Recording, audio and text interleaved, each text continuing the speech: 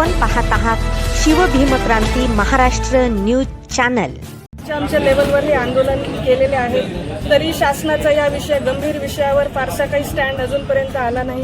म्हणून आज ही स्थिती अशी आलेली आहे की आम्हाला इमर्जन्सी सर्व्हिसेस सुद्धा आज बंद ठेवावे लागतात। आम्हाला याच्यात आनंद बिलकुल नाही, पण पेशंटच्या आरोग्यासाठी ज्या गोष्टी गरजेच्या आहेत त्या पुढे चालून पेशंटला नुकसान होऊ नये या उद्देशाने आम्ही हे स्ट्राईक करतो आहे। आणि तुमचं आणि ह्या मीडियाचा म्हणजे उपयोग करून मी हे सुद्धा पेशंटला सुद्धा जनजागृती करण्याची इच्छा आहे माझी की आपण पण ज्या डॉक्टरकडे आपण ट्रीटमेंट घेत आहेत सगळ्यात पहिले त्या डॉक्टरची डिग्री, त्याची खरंच तेवढी क्वालिफिकेशन आहे का, तो ह्या गोष्टीला हँडल करू शकतो का, त्याच्या लेवलला तो हे मॅनेज करू शकतो का, या सगळ्या गोष्टी बघून त्याने डॉक्टर निवडावा आणि योग्य डॉक्टरकडून योग्य ट्रीटमेंट घ्यावी हीच आमच्या सगळ्यांची इच्छा आहे। आणि त्यासाठीच ही स्ट्राईक आहे। तर मी जनतेला सुद्धा निवेदन करते की त्यांनी सुद्धा आम्हाला या कार्यामध्ये सपोर्ट करावं। आम्ही कोणाचीच गैरसोय करण्याची इच्छा नाही, पण पुढच्यासाठी हे योग्य आहे त्यासाठी आम्हाला सपोर्ट करा। सारखाच हा प्रकार आहे। जसं नीट पेपर फुटीमुळे जे अपात्र मुलं आहेत त्यांना त्या सीट्स मिळतात, तर हे शासनानेच त्यांना शॉर्टकट करून दिलंय की तुम्ही तिथे नाही अचीव्ह करू शकत तर हे शॉर्टकटने तुम्ही ते घेऊन टाका। तर हे बिलकुल ऍक्सेप्टेबलच नाही आहे। संप याच्यासाठी आहे की जे होमिओपॅथीचा ब्रिज कोर्स 1 वर्षाचा करून होमिओपॅथी डॉक्टर आमच्यामध्ये जे त्यांच्या MMC मध्ये ज्यांचं रजिस्ट्रेशन होणार आहे ते काही योग्य नाही आहे। कारण MBBS डॉक्टरांना एक 4.5 वर्ष 5.5 वर्ष डिग्री, बेसिक डिग्री घेणं, परत सगळं नॉलेज असतं त्यांना आणि परत PG करून परत सुपर स्पेशालिटी आणि हे काही नॉलेज मिळण्यासाठी एवढाच काही कालावधी लागतो। तो 1 वर्षामध्ये BHMS डॉक्टर 1 वर्षाच्या कोर्समध्ये नाही करू शकत। त्यामुळे पेशंटच्या जीवाला खेळण्याचाच प्रयत्न आहे तो सरकारचा। त्यामुळे आमचं सगळ्यांचं एक म्हणणं आहे की ॲलोपॅथी आणि होमिओपॅथी या वेगळ्या पॅथीज आहेत, ते एकत्र करू नये। आमचा काही होमिओपॅथीला विरोध नाही आहे, पण आमच्या पॅथीमध्ये त्यांना मिक्स करू नये। यामुळे पेशंटचं नुकसान होईल आणि आम्ही एवढे परिश्रम करून MBBS आणि हे पुढचं शिक्षण घेतो, एवढ्या मार्क्स लागतात। ॲलोपॅथी MBBS आणि BHMS डॉक्टरांना ॲडमिशनसाठी खूप मार्कांची तफावत असते, त्यामुळे ते दोन्ही एकत्र करणं हे काही योग्य नाही। आणि 1 वर्षाचा कोर्स हा काही 5.5 वर्षाचा कोर्स होऊ शकत नाही। नाही म्हणजे CCMP कोर्स जो आहे, CCMP कोर्स त्यांनी चालू केला वर्षभरासाठी, आठवड्यात 2दा अटेंडन्स कंपल्सरी फक्त।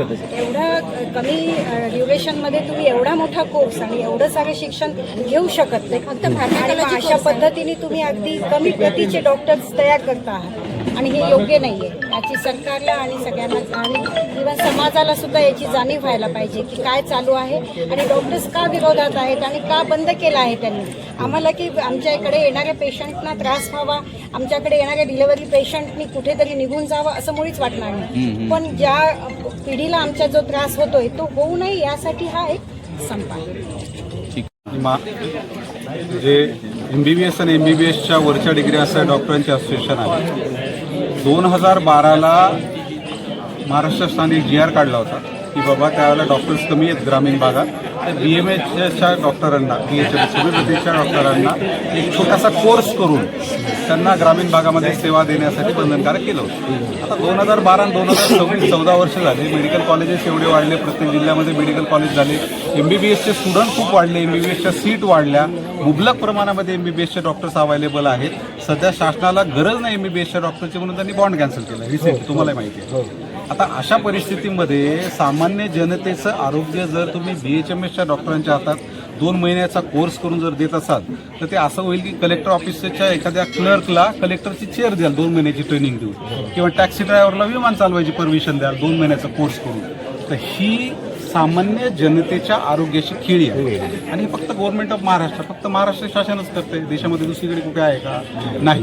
तर याच्या पाठीमागे शासनाने विचार करायला पाहिजे की सामान्य जनतेच्या आरोग्याशी खेळू नये। त्यात दुसरा मुद्दा आमच्या अस्तित्वाचा मुद्दा आहे। MBBSचे डॉक्टर नीटची परीक्षा फेल झाल्यावर दरवर्षी 20 ते 25 लोक सुसाईड करतात। MBBSचे डॉक्टर नीटची परीक्षा द्यायला रात्रंदिवस मेहनत करतात MBBSचं ॲडमिशन हायर स्कोरला होतं, BHMS ॲडमिशन भेटत नाही, मग BHMSला होतं. मग त्यांना जर तुम्ही MBBSच्या लेवलला असाल तर मग आम्ही एवढी मेहनत करून लोकांना ॲलोपॅथीची प्रॅक्टिस करायला, म्हणजे लोकांना ॲलोपॅथीची औषधी देतो, तर हे काय आमची चूक आहे का? हा आमचा अस्तित्वाचाही प्रश्न आहे. तर ह्या अशा निर्णयाला आमचा विरोध आहे आणि ऑलरेडी कोर्टामध्ये मॅटर चालू आहे, मुंबई कोर्टामध्ये केसेसची हिअरिंग चालू आहे. अशा परिस्थितीमध्ये शासन असा घाट का घालते आम्हाला कळत नाही. असं काय जाणीवपूर्वक करण्याचा असा हा प्रयत्न आहे का की कदाचित जाणीवपूर्वक असेल किंवा मग शासनाला लक्षात आलं नसेल की MBBSचे डॉक्टर्स आता खूप जास्त प्रमाणात आहे. हे जर त्यांना लक्षात आलं त्याची गरज पडणारच नाही ना. आणि प्रत्येक कॉन्सिल हे वेगवेगळं आहे.